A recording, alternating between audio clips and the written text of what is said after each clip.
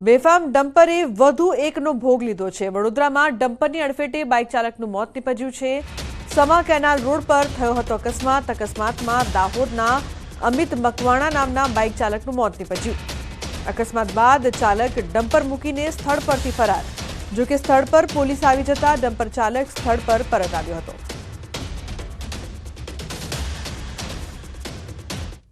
अन्य समाचार वडोदराथी mini call सेंटरनो पर्दाफाश थयो छे। करजणना हलदरवाथी झड़पाયું कॉल सेंटर। पोलीसे 9 शख्सोनी करी छे धरपकड़।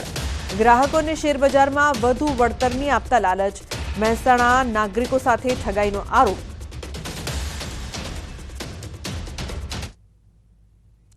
પાટણમાં પુષ્પા સ્ટાઇલનો પર્દાફાશ થયો છે। આંધ્રપ્રદેશમાંથી ચંદન લાવ્યા હોવાનો ખુલાસો। 2.5 કરોડનું 4.5 ટન ચંદન હોવાનો ખુલાસો થયો છે। ચંદનની ચોરી કરનાર 3 શખ્સોની અટકાયત। આંધ્રપ્રદેશના સંદુપાલીમાંથી ચંદન લાવ્યા હતા। શાકભાજીની આડમાં ચંદન લાવવામાં આવ્યું હતું। તો પાટણ, મહેસાણા અને બનાસકાંઠાના ત્રણેય પુષ્પા ઝૂકી ગયા। મહત્વનું છે કે આંધ્રપ્રદેશમાં સંદુપાલી સાનપાયા ફોરેસ્ટ રેન્જમાંથી ચંદનની ચોરી થઈ હોવાની ફરિયાદ નોંધાઈ અને ત્યાંના આરોપીને પોલીસે અટકાયત કરી છે। પૂછપરછ કરી તો સામે આવ્યું કે ગુજરાતના 3 પુષ્પા એટલે કે ચંદન ચોરને ચંદન આપ્યા હતા। ત્યારે આંધ્રપ્રદેશ પોલીસે ગુજરાત પોલીસનો સંપર્ક કર્યો છે। ગણતરીના સમયમાં જ આ ત્રણેય પુષ્પા ઝૂકી ગયા અને એક પછી એક ખુલાસા થવા લાગ્યા। એલસીબીએ પૂછપરછ કરતા એ પણ સામે આવ્યું કે આ ચંદન આંધ્રપ્રદેશમાંથી આઈસરમાં શાકભાજીની આડમાં લાવવામાં આવતા હતા। આ તમામ ચંદનનો જથ્થો હાજીપુર ગામ નજીક શ્રેય ગોડાઉનના 70 નંબર ગોડાઉનમાં સંગ્રહ કરવામાં આવ્યો હોવાનું સામે આવ્યું। આ ચંદન 1-2 લાખ નહીં પરંતુ 4.5 ટન ચંદન આશરે 2.5 કરોડ રૂપિયાનું હોવાનું સામે આવ્યું। આ પુષ્પા 3એ અન્ય કોઈ તસ્કરી કરી છે કે કેમ, અન્ય કોઈ ગુનાહિત પ્રવૃત્તિમાં સંડોવાયેલા છે કે કેમ, આ તમામ અંગે પોલીસે વધુ તપાસ કરી છે। તેમણે એવું જણાવેલ કે આ ગોડાઉનમાં અમે જે આંધ્રપ્રદેશથી જે અમે રક્તચંદન લાવેલા છે આ જગ્યાએ રાખેલ છે। તો જે આ જગ્યાથી અત્યારે કુલ 4.5 ટન ચંદન કે જેના આશરે 150 જેટલા થડ મળી આવેલ છે અને જેની કિંમત 2.5 કરોડ જેટલી થાય છે। There are around 4.5 tons of weight and it costs nearly 2 crores of property. So we have to interrogate them further. So today we are going to produce them before the court of Patan. Then we will take him to Tirupati for further investigation. તો ગુજરાતના વડોદરાના gas refilling કૌભાંડમાં મોટા ખુલાસા થયા છે। Gas કૌભાંડમાં એજન્સીની માલિકની સંડોવણી બહાર આવી। સિલિન્ડરના ડિલિવરી ચાર્જ પોસાતો ન હોવાથી ચોરી કરવામાં આવી। ખુદ ગેસ એજન્સીનો માલિક જ ચોર નીકળ્યો। તો શહેરના શ્રીનાથ ગેસ એજન્સીમાંથી ગેસ રિફિલિંગ કૌભાંડ પકડાયું હતું, જેમાં રણોલી વિસ્તારમાં દરોડો પાડી 10 આરોપીઓને પકડ્યા હતા, જેમની પૂછપરછમાં એ મોટો ખુલાસો થયો છે। તપાસમાં બહાર આવ્યું કે 7 મહિનાથી રાંધણ ગેસના બોટલમાંથી ચોરી થતી હતી। આ મામલે સુપરવાઇઝર મયુદ્દીન ઘરેલું ગેસ સિલિન્ડરમાંથી કમર્શિયલ સિલિન્ડર તૈયાર કરાવતો હતો।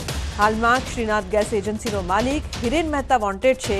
આ મામલે પોલીસે 5 ટેમ્પા, 174 સિલિન્ડર, 33,000 રોકડ અને 9 મોબાઈલ સહિતનો મુદ્દામાલ જપ્ત કર્યો છે।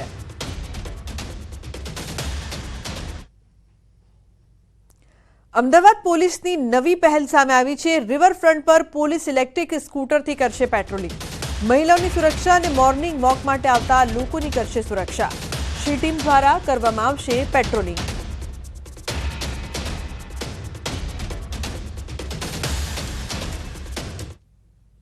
अन्य समाचार भावनगरथी वल्लभीपुर तालुका पंचायतनी बेदरकारी सामे आवी छे। रेकॉर्ड रूमनी अवदशा सामे आवी। महत्वना दस्तावेजो रझळती हालतमां जोवा मळ्या। कचेरीनी पाछळना भागे पस्तीनी जेम जोवा मळ्या। दस्तावेजोने कचरानो ढगलो बनावी देवायो। महत्वनी फाइल रझळती हालतमां जोवा मळी हती।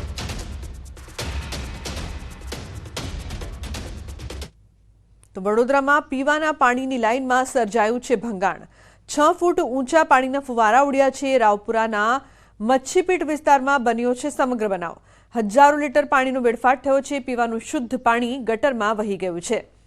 એક તરફ નાગરિકોના પીવાના શુદ્ધ પાણી માટે વલખા, તો બીજી તરફ પાણીનો વેડફાટ થતા તંત્રની કામગીરી સામે સવાલો ઉઠ્યા। તો બનાસકાંઠાના થરાદમાં નહેરમાં પાણી છોડવાની યોજનાનો થયો છે ફિયાસ્કો। નેતાઓએ 6 દિવસ પહેલા નહેરમાં પાણી આવવાના વધામણા કર્યા અને માત્ર 6 જ દિવસમાં નહેરો પાણી વિનાની ખાલીખમ જોવા મળી. મહત્વનું છે કે થરાદની સીપુ પાઇપલાઇનમાંથી નહેરમાં 6 દિવસ પહેલા પાણી છોડાયું હતું. ત્યારે ધારાસભ્ય પ્રવીણ માળી અને ભાજપના અન્ય આગેવાનોએ કરોડોના ખર્ચે તૈયાર થયેલ યોજનાના પાણીના વધામણા કર્યા હતા.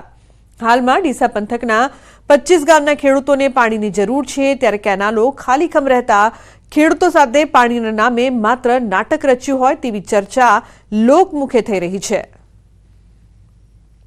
દરેક યોજના બનાવતા હોય છે, એના જ ભાગરૂપે આજે થરાદ સીપુની લાઇનમાંથી જે 25 ગામ ડીસા તાલુકાના જે સિંચાઈથી વંચિત રહેતા હતા, જે સીપુ આધારિત ડેમ આધારિત જે હતા, પરંતુ વરસાદ ઓછો પડવાના કેચમેન્ટ એરિયામાં ઓછો પડવાના લીધે એ સિંચાઈ નથી થતી, એને નર્મદાથી કનેક્ટ કરી નર્મદા મૈયા આ વિસ્તારની અંદર આવે અને સિંચાઈ થાય એવા ઉમદા હેતુ સાથે જે યોજના મંજૂર કરી હતી એનું આજે લોકાર્પણ કર્યું છે. તો વડોદરાના સમા બ્રિજના વિવાદ બાદ ભાયલી અને વાસણા ખાતે બનતા બ્રિજને લઈને વિવાદ સામે આવ્યો છે અને સ્થાનિક લોકો સહિત ધારાસભ્ય દ્વારા પણ બ્રિજ ન બનાવવા માટે રજૂઆત કરવામાં આવી છે. લોકો કહી રહ્યા છે કે વાસણા રાણેશ્વર ચોકડી પાસે બ્રિજની કોઈ જરૂરિયાત નથી. નાના મોટા દબાણો હટાવી દેવામાં આવશે તો પણ ટ્રાફિક સમસ્યાનો હલ થઈ જશે અને જો બ્રિજ બનાવવામાં આવે તો વેપારીઓને પણ મોટા પાયે નુકસાનની ભીતિ સેવાઈ રહી છે. આથી લોકોએ પોતાના કોમ્પ્લેક્સ બહાર રાજકીય પક્ષોને વોટ નહીં આપવામાં આવે તેવા બેનરો પર લગાવીને વિરોધ કર્યો છે. આ સાથે ધારાસભ્યએ પણ બ્રિજ ન બનાવવામાં આવે તેવી રજૂઆત કરી છે. ત્યારે કમિશનરે તમામની રજૂઆતોને ધ્યાનમાં લઈને અમે વધુ અભ્યાસ કરીશું, જરૂર જણાશે તે પ્રકારની કાર્યવાહી કરવામાં આવશે તેવું કહ્યું છે. આ તમારો જે બ્રિજ છે એ બ્રિજ જે તૈયાર થશે ત્યાં સુધી લગભગ તો ત્યાં આગળ એટલું બધું બાંધકામ થઈ ગયું હશે કે પાણી નર્મદા કેનાલમાંથી ત્યાં છોડવું જરૂરી નહીં હોય એવું થઈ જશે. એટલે મારું અને શૈલેષભાઈ ડભોઈ વિધાનસભાના MLA છે, એમનું અને મારું માનવું એમ છે કે એ બ્રિજની જગ્યાએ સાયફન કરીને આપે તો ઘણું બધું કોર્પોરેશનની યુટિલિટીઝ જે આપણે રસ્તાના સાઈડ પર કે નીચે નાખતા હોય છે એ બધી પણ નખાય, જે બ્રિજ ઉપરથી ન લઈ જવાય. એટલે પ્રયત્ન છે અમારા બેઉના કે આ બ્રિજને એ લોકો નલિફાય કરીને ત્યાં સાયફન એક્વાડક્ટ નાખીને આપે. સ્થાનિક લોકોએ થોડીક રજૂઆત મારી જોડે 2 દિવસ પહેલાં માન્ય ધારાસભ્યની હાજરીમાં કરી ગયા છે કે બ્રિજ ત્યાં ન થવો જોઈએ. એટલે ઓલરેડી બ્રિજ મંજૂર થઈ ગયું છે, વર્ક ઓર્ડર આપી દીધું છે, પણ તેમ છતાં એ લોકો કહે છે એટલે એકવાર અમે ટેકનિકલી એને રીલુક કરી લેવાના છીએ અને પછી એમાં અમે આગળ વધશું. પણ અમે કીધું એ પ્રમાણે અમારો આશય એ જ છે કે મોબિલિટીમાં વધારો થાય. અહીંયા બ્રિજની ખરેખર જરૂર તો છે જ નહીં. અહીંયા બ્રિજની જરૂર કેમ નથી એનું કારણ એ છે કે ટ્રાફિક સાંજે ખાલી